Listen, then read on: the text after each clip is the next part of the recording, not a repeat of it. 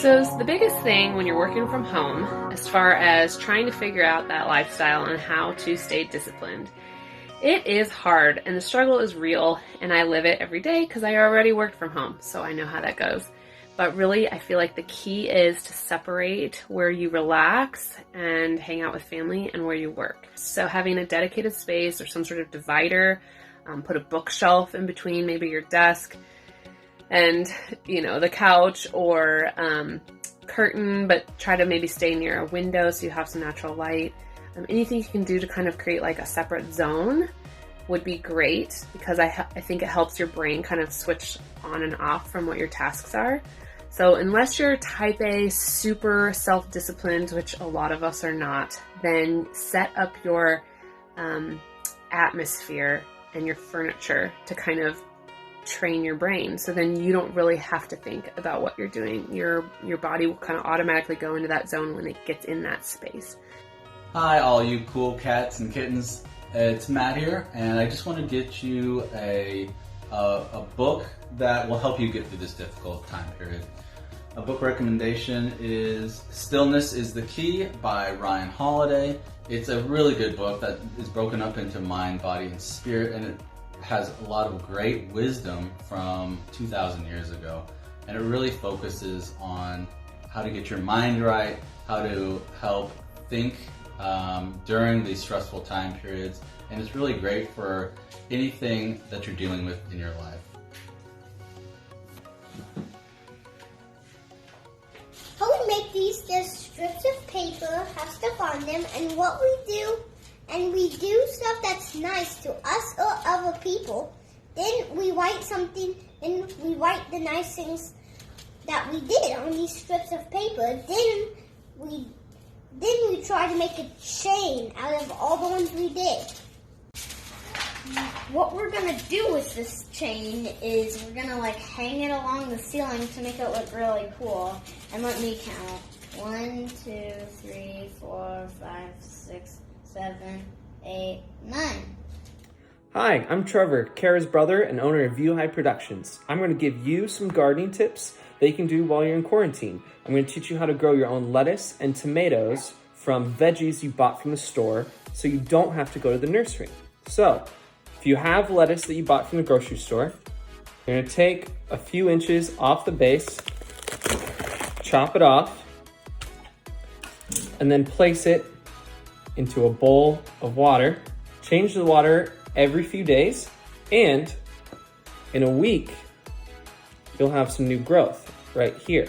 In a couple more weeks, you're gonna have enough lettuce to use in your salads and sandwiches.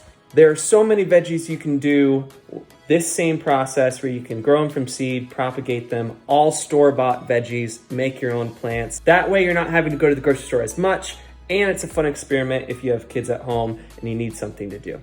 Hi y'all, I'm Vicky, I'm Kara's mom, and I'm gonna make pesto for you today. So let's get started. First with ingredients, it's 1 cup of basil leaves. So I've already pre-measured, and you need a food processor. Okay, then you need 3 tablespoons of pine nuts. See? A third of a cup of Parmesan cheese, yum. And 3 cloves of garlic, salt and pepper, whatever you want, however much you want. It's a personal thing. I like a lot of both.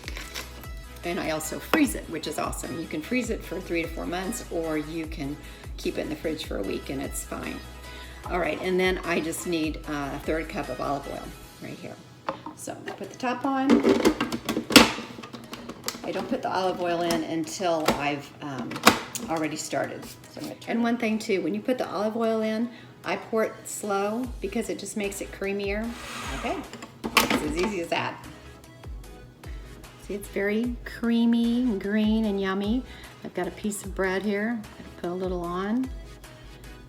It's delicious, you're gonna love it. And then of course you gotta have a glass of wine. So, happy hour and bon appetit. Bye. Hello my lovelies, today I'm going to teach you how to make an easy cocktail whilst we're stuck in this quarantine time. We're going to have fresh pineapples, it's called the poppin' pineapple. We just need salt, fresh pineapples, lime juice, and I made a Bacardi rum infused with jalapenos. I definitely suggest, if you want more spice, to let it infuse for about 2 days with the seeds in it. Also, since I'm not at work, I don't have any shakers. So I just got 2 plastic shakers. I'm gonna pop the smaller one in there, and I will be shaking like this. Usually with any cocktail, you're gonna wanna do 1.5 ounces. So we're just gonna kind of gauge that. This is gonna be a very rustic cocktail as well. So I use fresh pineapples. You can also just use a store-bought pineapple juice. And I just pop the ice in. It's a good way to feel like you're on vacation. And this is super simple. Just slide it all the way in. You're also gonna wanna add just a little bit of simple syrup just to balance out the saltiness and the spice. I usually like to do it when I've shaken it, but I'm just gonna pop just a little dash. And then we're gonna give it a nice little stir, and voila, we're done. Nice little salted rum.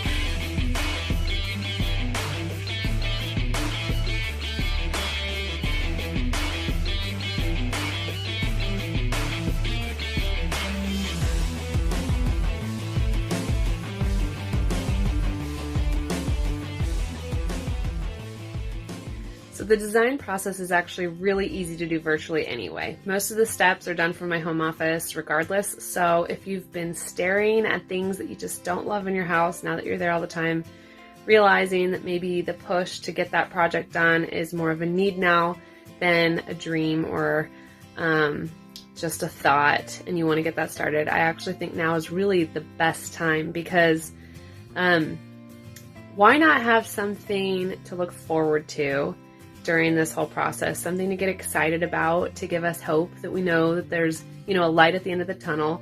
And you really don't have to do much for this, because I'll be taking care of everything. It can all be done virtually. The only thing you're helping me with is filling in the blank on measurements. So I will send you a plan based on the photographs that you send me, and then it'll have fill in the blanks for the measurements that I need. And you just take dimensions, send it back, and then I can show you all of the ideas and suggestions virtually, and then you can just give me feedback, and that's all you have to do. Let's start something now, because the design process actually takes a while, longer than most people maybe realize, before construction can actually start. So now's a really good time. So if you've been kind of waffling back and forth on when to start tackling a project that you've been thinking about, I would suggest to do it now. Now is perfect.